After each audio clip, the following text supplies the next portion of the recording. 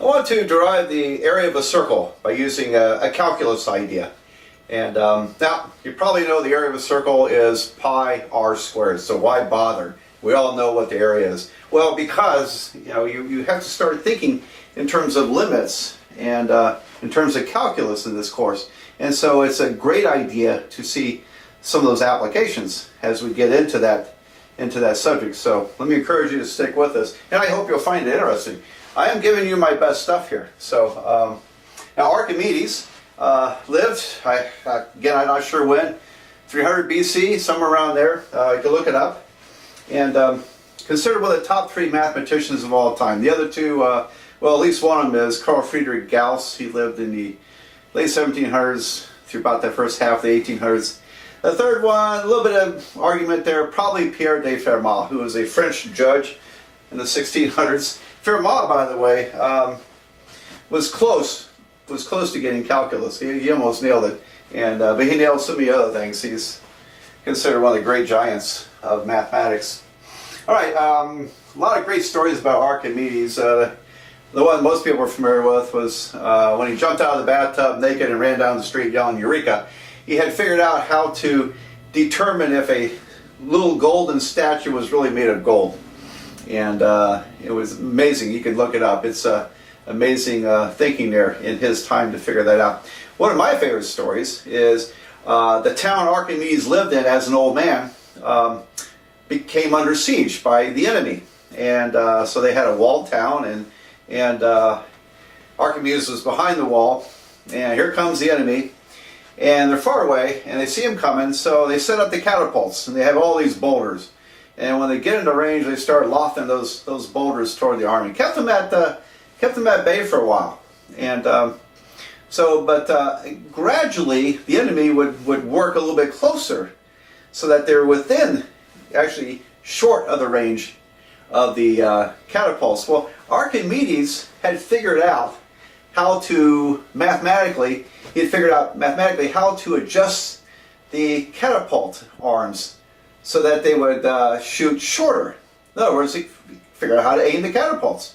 And so he just said, all right guys, you need to take a foot off here, and then they start throwing boulders again. Well, this went on for a number of days, and every time they worked their ways a little bit closer, Archimedes would shorten the catapults and or have them shorten the catapults, and it would keep them at bay again. So amazing story to me. The general of the army that's conducting the siege from out there writes back to his king and says, look, if it wasn't for this old man behind the walls, I would have taken this town a long time ago.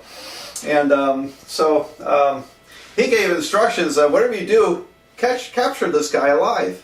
And well, someone blew it. They finally were able to storm. Finally, they got in there, and they were finally able to storm the city. The Archimedes was found doing some math in the sand, as the legend goes, and soldier ordered him to get up. He was still lost in thoughts. The soldier just killed him, and what a huge loss!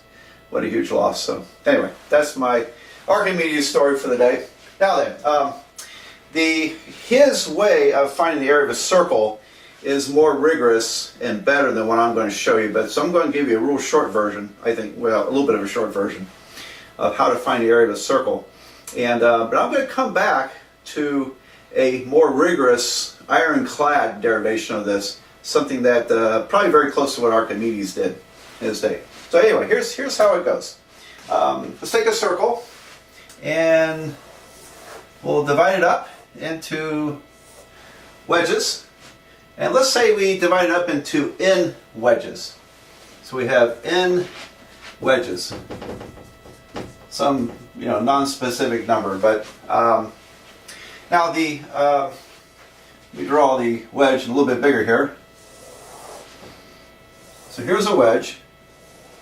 Now the circle, of course, is 360 degrees, but we're going to divide it in pieces. So angle theta represents an angle of one of these wedges.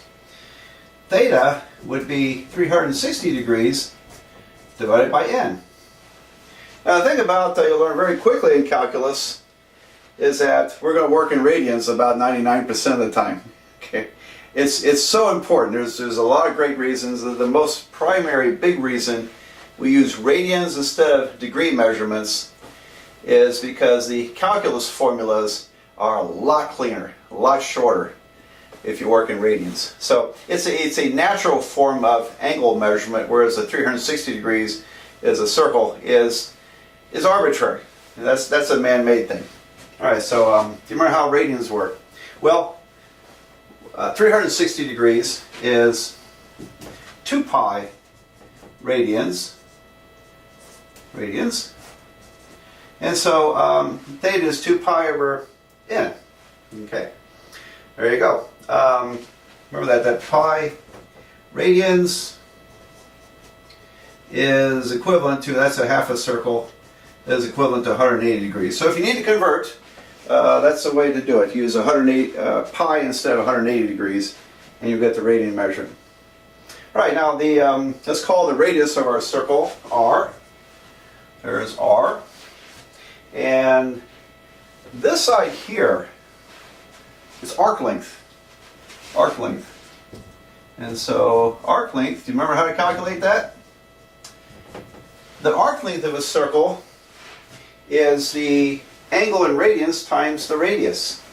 And so the arc length is r theta, r times theta.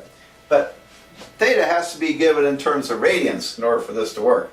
All right, so that's all developed in about every trigonometry course known to man. So if you forgot about it, if you review a little bit of trig, you'll find the arc length discussion there.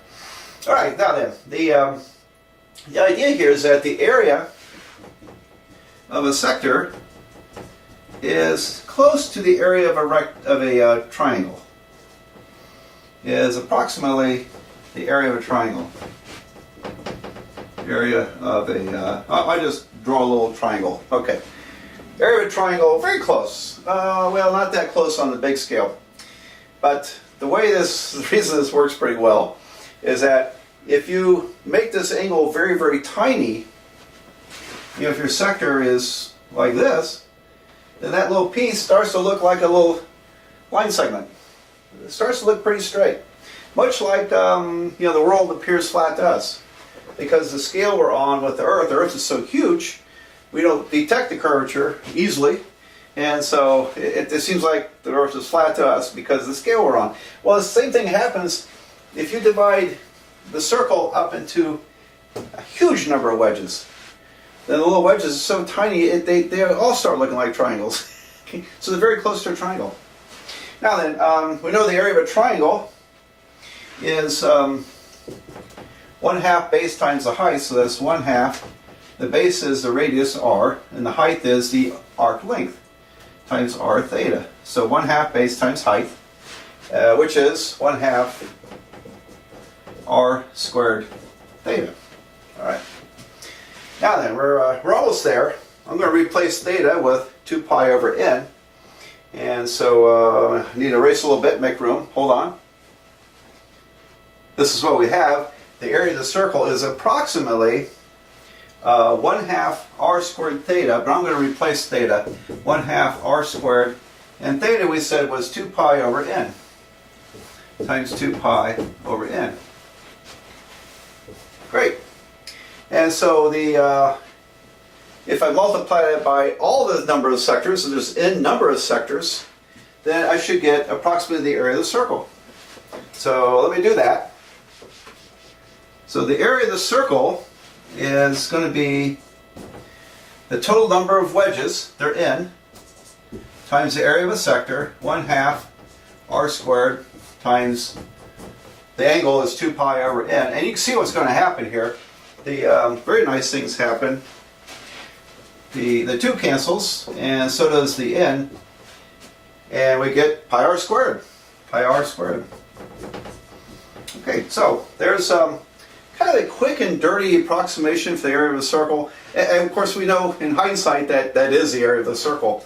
And now it does not make, a little disclaimer here, this does not make a rigorous calculus proof deriving the area of a circle. Okay, Archimedes did something a lot better. He sandwiched the the areas of polygons in between a circle that circumscribes a polygon and between a circle that inscribes a polygon.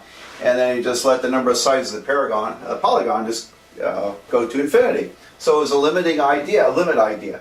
Let n go toward infinity. As n approaches infinity, then we end up with the area of a circle, which is exactly pi r squared. So I'm going to present that proof a little bit later on as we need it, because we need that mechanism of it's a sandwich theorem of limits. Very nice theorem. So we'll cover that later on. All right, now in the next video, going to fast forward to perhaps Newton's time and try to answer a question about objects falling.